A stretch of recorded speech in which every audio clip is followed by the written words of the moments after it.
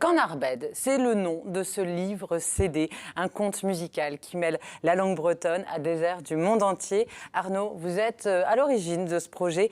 Tout d'abord, est-ce qu'il y avait l'envie de montrer que la langue bretonne est capable de sortir bien des frontières de la région ? Alors, c'était pas à l'origine l'idée de départ, c'était une volonté avec un ami, Jureci Nadias, de créer un CD à destination des enfants en langue bretonne, à destination des classes bilingues. Il n'y avait pas tout de suite la volonté d'aller aux quatre coins du monde. Non, c'était plutôt une idée de berceuse ou de chant vraiment enfantin qu'on voulait créer. Et puis finalement, ça a un petit peu dérapé. Et puis d'un projet qui aurait dû concerner 5 ou 6 musiciens, on se retrouve avec 140 personnes qui ont collaboré au projet 4 ans plus tard. Puis c'est pas que pour les enfants finalement. Parce voilà, que c'est devenu un projet qui peut être écouté par tout le monde, effectivement. L'idée est donc née il y a 4 ans déjà, et le livre CD ne sort que maintenant. Pourquoi ça a été si long, Arnaud, pour ce projet de voir le jour ? Parce qu'il a d'abord fallu donc trouver un répertoire. Donc on a fait ça avec Véronique. Donc Véronique est l'une des chanteuses du projet, Véronique Autrel. Voilà, la chanteuse principale du CD, oui. Et puis après, il a fallu faire appel à un arrangeur, à des auteurs, trouver les musiciens. Enfin, tout ça demande beaucoup de travail. Au début, on voulait travailler avec l'Orchestre de Bretagne. Donc ça, c'était il y a 1 an. Et on avait pris contact avec eux. Et puis finalement, ils nous avaient donné un oui d'accord, de principe. Et puis après, ils nous ont laissé tomber sans nous donner de réponse et de suivi particulier. Donc ça s'est fait avec un autre orchestre. Voilà, donc on a perdu 6 mois quand même à cause de ça dans notre timing. Et puis on a eu l'idée d'aller enregistrer un orchestre en Bulgarie, à Sofia, un orchestre spécialisé dans l'enregistrement de musique de film. Et on trouvait que ça correspondait bien à l'esprit du livre CD, puisqu'il s'agit d'un conte qui accompagne donc l'enregistrement.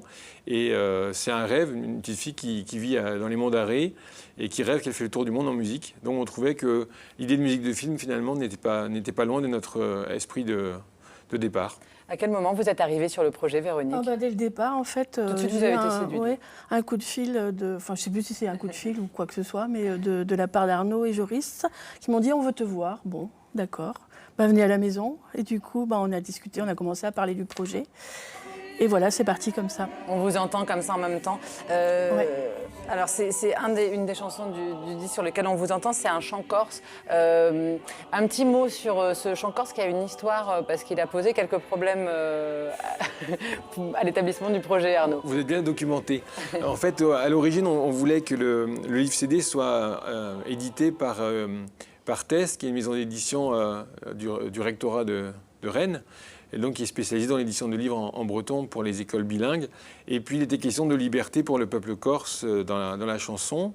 Il y avait 2 ou 3 textes comme ça qui parlaient de liberté, et ça a beaucoup gêné. Le texte sud-africain aussi, c'est ça ? Le texte sud-africain qui parlait de liberté pour les peuples soumis d'Afrique.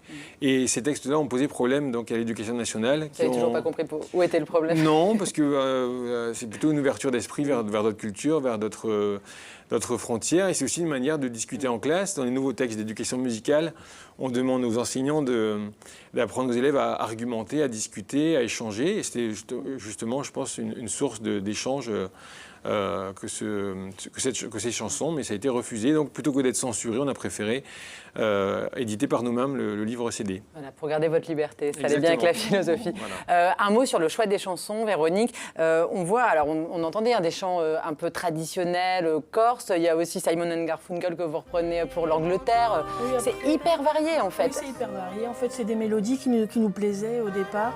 On a fait tout un choix. On a créé notre petit groupe sur Facebook, et puis à chaque fois qu'on trouvait quelque chose d'intéressant, on partageait entre nous, on donnait nos impressions, et ça a fini par aboutir à ces 13 morceaux-là.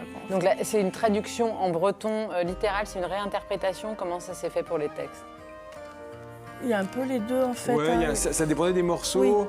Oui. Les morceaux traditionnels, on pouvait les arranger, proposer des créations aux auteurs. Et pour les chansons qui ne sont pas libres de droit, il fallait la plupart du temps que les auteurs respectent l'esprit du morceau d'origine quand même. Donc on le voit, un gros projet quand même, donc avec un orchestre symphonique, des centaines d'auteurs, de chanteurs. Vous avez aussi bénéficié d'une belle solidarité bretonne avec l'aide de Dan Arbraz, je crois, et du studio d'Isalé à Quimper, Arnaud.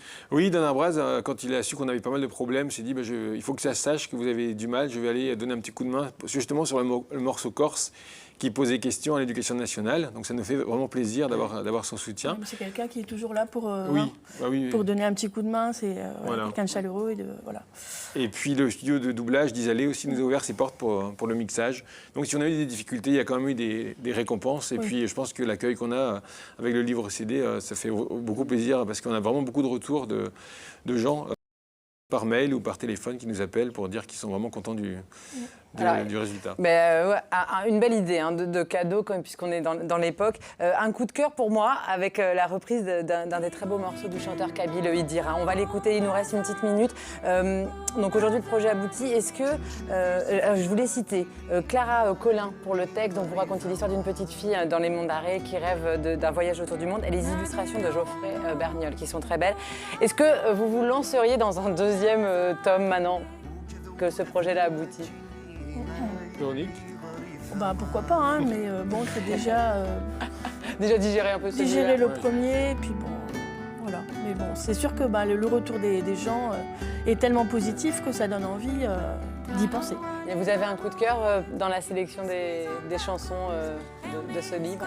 Alors, en ce qui me concerne, ce serait Tuchen Michael, parce que c'est justement joué par l'Orchestre symphonique de Bulgarie, et c'est chanté en breton par Véronique, mais aussi par un Corse. C'est la dernière, c'est la Petroubachi. chanson bretonne, Voilà. c'est ça. Et le fait qu'il y ait un mélange comme ça de culture, un orchestre symphonique bulgare, une chanteuse bretonne et un chanteur corse qui chante en breton, je trouve ça pas mal. Justement, en Bretagne, avec un orchestre breton ou des musiciens bretons, c'est un... Peut-être que l'Orchestre symphonique de Bretagne va faire... Non, c'est plutôt mon expérience et ça correspond bien. Non, aller ailleurs, c'est encore mieux, je trouve. Et puis montrer que la culture bretonne existe et c'est une ouverture. C'est la première fois que les musiciens bulgares entendaient chanter en breton. Donc, il y a eu une super ambiance, j'imagine, pendant cet enregistrement. Exactement. Merci, en tous les cas, on ne peut que vous recommander ce très beau livre CD Qu'en Arbed, une belle idée de cadeau de Noël. Et puis bravo pour ces 4 ans de labeur pour aboutir à ce beau projet.